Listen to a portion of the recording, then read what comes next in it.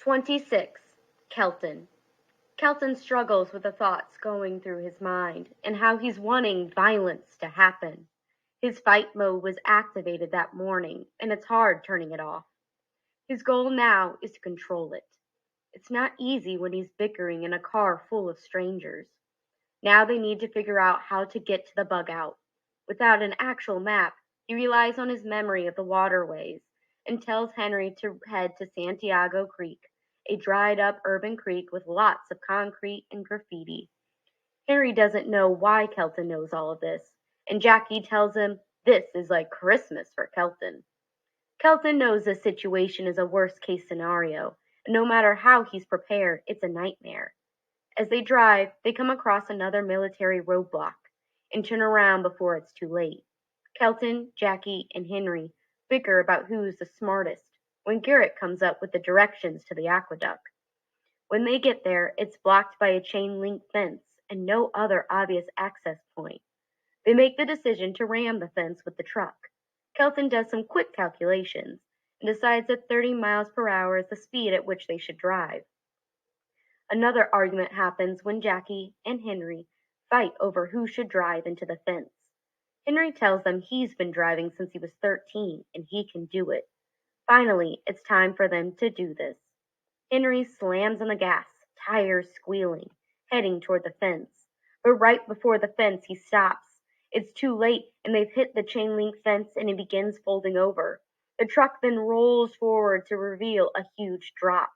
The truck now straddles the ground and the gorge, suspended in the air.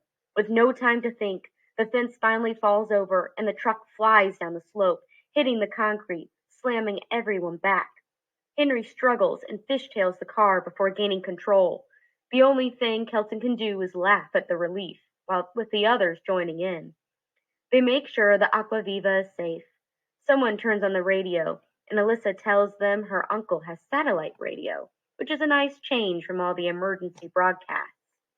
As music blares from the radio, Jackie opens the sunroof. Alyssa and Garrett want their turn. Kelton sticks his hand out the window, relishing in this feeling of freedom. But then reality sets in when they come to a junction. Kelton tells Henry to veer left, traveling the river systems. The plan is to take the river all the way up to the mountain. As they drive through the concrete riverbeds, Kelton feels more confident about his directions. He never thought he'd be tested like this, but he knows this is the right direction. He contemplates what the world will be like in the after. After all of this is behind them. He thinks about his family, his brother, and how this gap in between the before and after is the best place for him right now. The travel is slow at times, depending on what obstacles they pass. Finally, they reach a dam. To bypass it, they ram a gate that has an access route for heavy machinery. As they pass into Riverside County, his eyes droop from lack of sleep. They pass through another concrete channel with junk littered all around and graffiti over the walls. Another hour in, and they come across people who've made encampments with tents and other makeshift shelters. They soon realize it's not a new encampment, but a homeless camp that's been here for a while.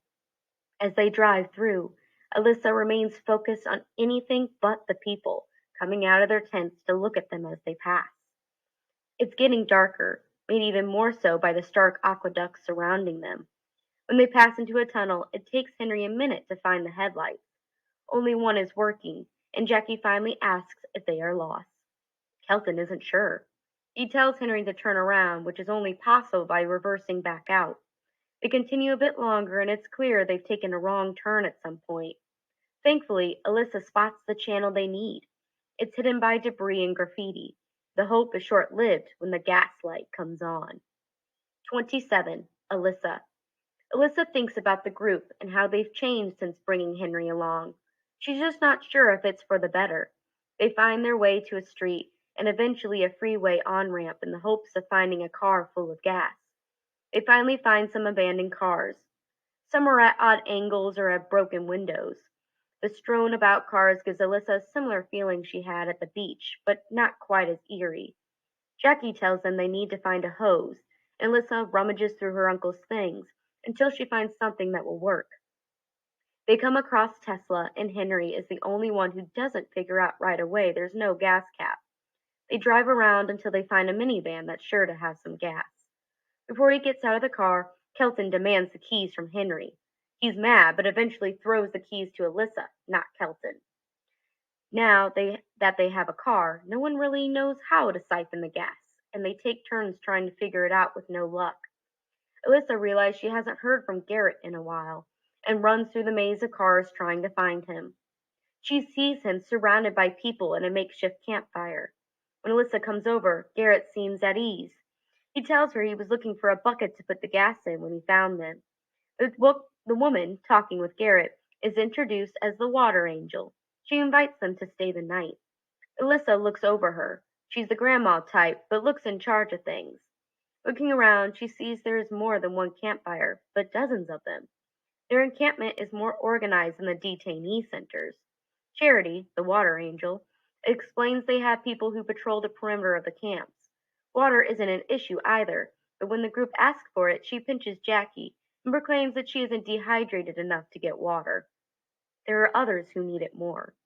She does have food and offers to help with the gas siphoning. In return for their help, she asks for volunteers to gather supplies. Henry and Garrett volunteer to help. Jackie, Alyssa, and Kelton follow Max, one of the campers helping with the gas. Max gives them a moon pie to share, explaining they found a whole truckload of them 2 days ago. When they reach the truck, guilt weighs on Alyssa knowing they have a whole case of Aquaviva in the car.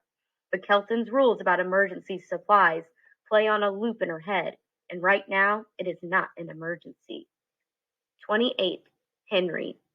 Henry and Garrett tag along a few other people in the camp with the goal of finding containers full of water instead of windshield washing fluid. Apparently, the lazy dregs of society do this when they can't find or afford washer fluid. They have additional instructions to gather anything that might be of help. Henry thinks about people's states of mind when they fled their cars and how their psychology changed, leaving behind anything that didn't seem of value at the time. Garrett finds diapers in a car, but they can't get the car open without using a crowbar to break open the window. Henry takes the opportunity to let Garrett feel some power away from his sister and allows him to break it. Garrett's smile tells him this would not be what his sister approved. He tests his theory and talks to Garrett about how she treats him like a child, when he clearly has good things to contribute. Gaining his trust, Garrett opens up about why he thinks Alyssa doesn't like Jackie, and how Kelton paid him $10 to not tell on him for spying on Alyssa with a drone.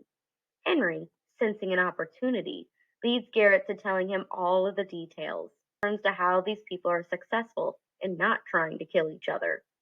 The chatter quickly turns philosophical and seems to set off Jackie. Out of nowhere, she pulls off Kelton's gun, which Henry didn't even know she had. She asks another question of Henry, putting him on the spot. Thankfully, he's good at improvising, and his answer seems to placate her, and she puts the gun away.